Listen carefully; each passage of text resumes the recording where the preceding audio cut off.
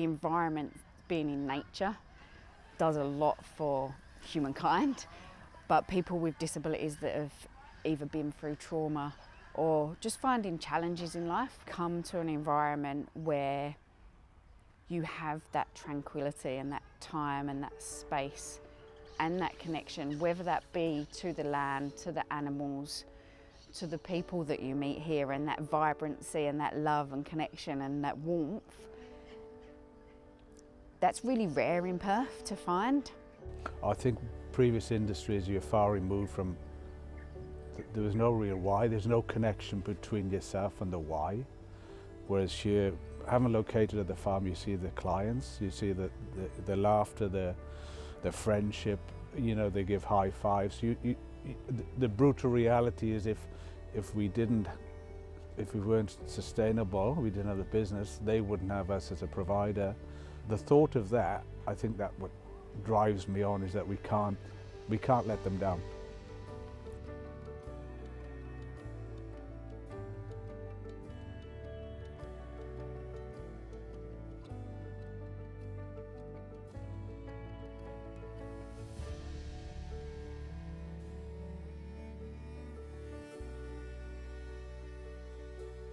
A lot of people don't realise that Strive operate Landsdale Farm. They seem quite separate. They are actually, we one together, and they have the benefits to each other, that the clients can walk around such a tranquil setting as the farm.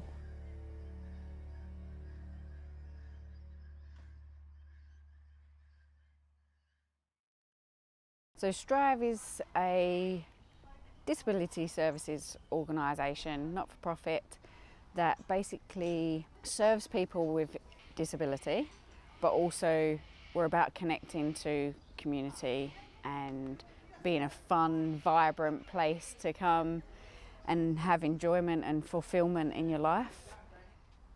There are a lot of people with autism that we provide a service to, and this place does naturally have a really calming effect, and there's not that overstimulation of senses happening here.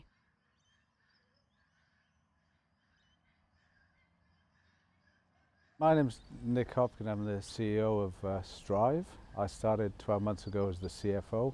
The farm has its challenges, it's making losses, substantial, but we look to address that. And on one side, you know, if you do a great job, you get income. The margins are in the hands of the gods, as they say. It's a 2.5% cut, which is a 200k drop in profits we don't really have. I think there was a survey done last year, quite 40% of not-for-profits were making losses in this industry. So it's a brutal industry to be in.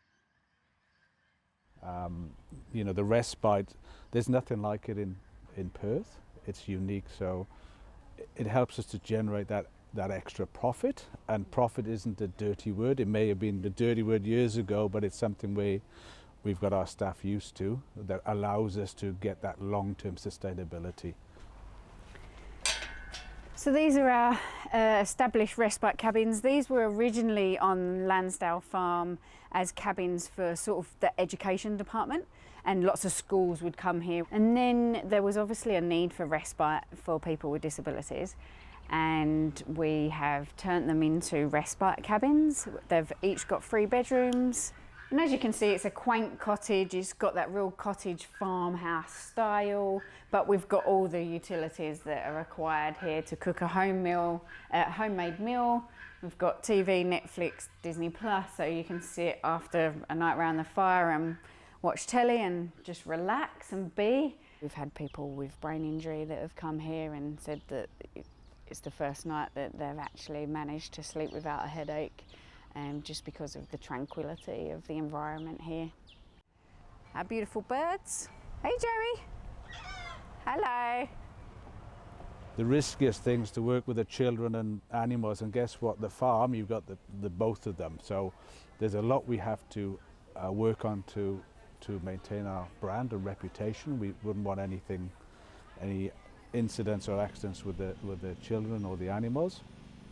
I would say probably there's 100k going back into the farm. So there's the money put forward for safety, infrastructure. There's been very little investment in the farm. And I think to attract more customers and clients to the farm, we need to put that money back so they've seen that there's money put back into the farm, new activities. So it's that balance. The cabins here are not actually fully accessible.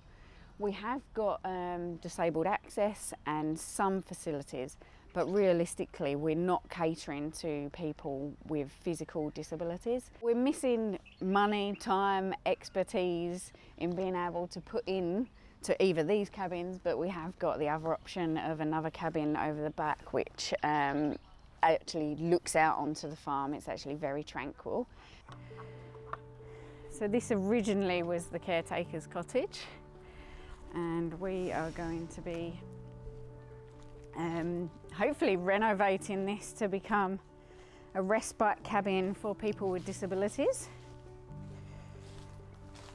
where they can come and stay and have a retreat and be cared for 24/7 and get away from the pressures of general chaotic life.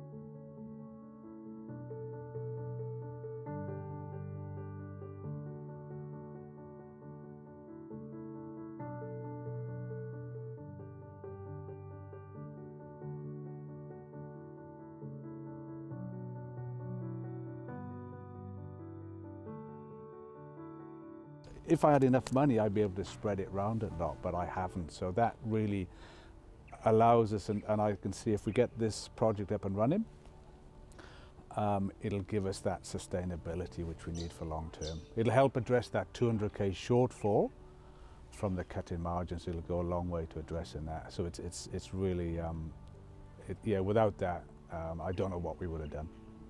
Yeah, it would have been difficult. The worry that we're not going to exist in years to come, the thought of losing that or telling them that we can't actually provide services anymore, it's a scary and very upsetting thought because we know what that would mean to them. We have to be successful, we have to be there for them because there's nobody else there. It'd be like for them to lose a relative if we went bankrupt, or we just couldn't.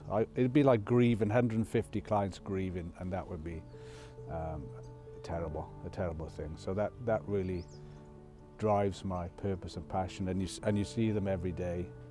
So that's why it's real. It's not something, a commodity. It's people, it's livelihoods, it's feelings. So that's why we're in it, definitely. We exist because of this farm. But the farm is open to the public, and one of the ways that the public can help Strive is just come and enjoy the beauty of the farm and pay your entry ticket, and you are naturally supporting the efforts of Strive and supporting people with disability to access services that are very well needed in Perth. We understand the families are having it tough out there with inflation and interest rates, and so we want to show that we acknowledge that they're through tough times, so we're not going to increase prices. And what we would ask them to do is support us, and maybe if they could refer us to a friend if they like it, and then we can work together that way, like collaboration. Coming from the corporate world, I was always being taught to compete. In this new environment where we are, we need to collaborate more, not compete.